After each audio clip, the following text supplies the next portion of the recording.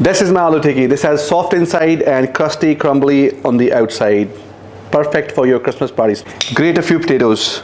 Now add chopped coriander leaves, finely chopped green chilies, cracked black peppercorn, red chili flakes, mango powder, fresh lemon juice, and salt. And now add corn flour. And now give it a mix.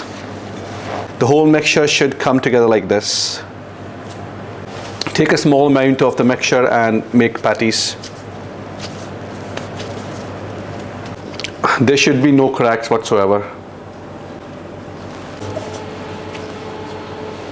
Once your patties are shaped, you can deep fry them or you can also shallow fry them. I'm going to shallow fry them. Add oil into hot pan. Let it heat up a little and then place your aloo tikkis carefully. Keep the flame on medium-low. You do not want your oil to be very, very hot. Don't touch them for about 2 minutes and then carefully, gently give them a flip.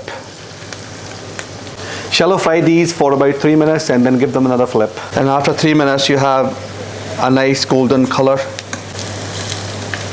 And I'll take them out.